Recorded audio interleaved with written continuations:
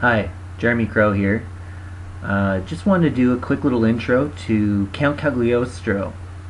This is a character, real life character, who lived pretty much around the second half of the 1700s. He was born in 1743, died 1795, and he became quite famous. He spoke to all kinds of kings and queens. He worked for a king for a while as an alchemist. So he started out, he was born Giuseppe Balsamo in a poor area of Italy. At least most people agree that Giuseppe Balsamo was his birth name. Some people think that it's completely different people, but most scholars agree that it's Giuseppe Balsamo. Eventually took on the name Count Alessandro Cagliostro. And so this historical figure was definitely part charlatan.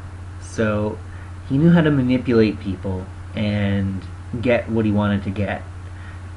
And he ended up marrying a woman who also had this sort of ability to manipulate, even to the point where she would seduce other men that they wanted to obtain favors from. So they were pretty deep into the whole charlatan aspect of things. But it's the thing that's really interesting about Count Cagliostro is that you get a lot of these stories about things that he did that were quite genuine.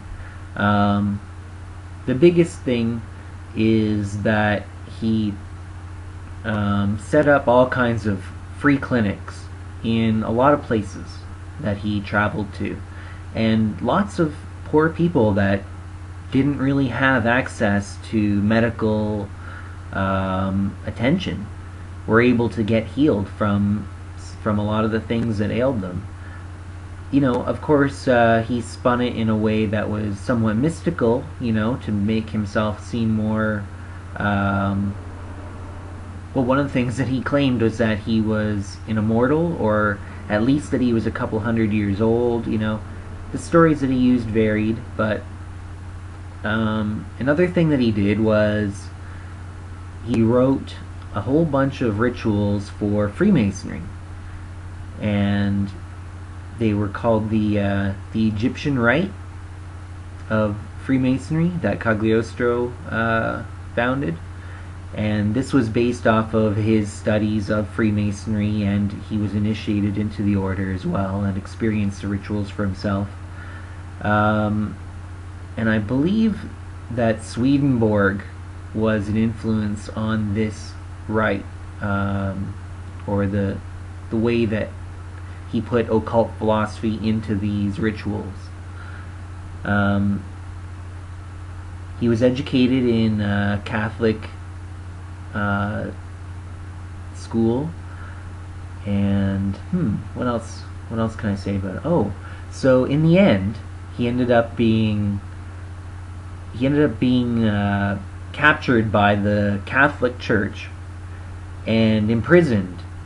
And it's funny, one of the stories that I remember hearing about his imprisonment is that they would find these alchemical experiments that he was doing secretly, because this is one of the things that he had studied his whole life.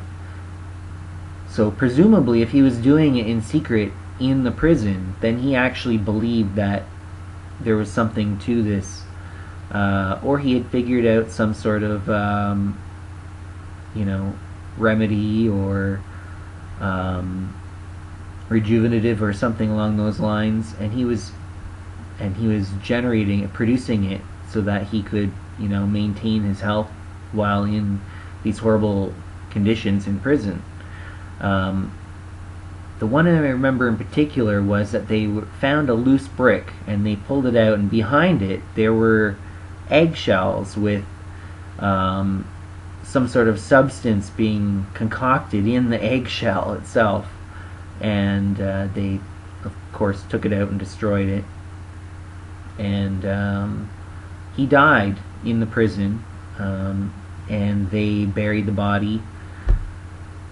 Although, of course, when you get any of these famous alchemists, you always hear the story that, well, there may have only been one or two witnesses to the burial that actually saw the body being buried in the ground or something along those lines, and that actually he attained the Philosopher's Stone and the Elixir of Life, and is now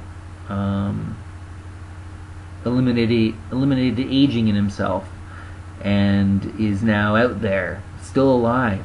You know, there's always people that talk about that, and I think it's a really neat story. I like it.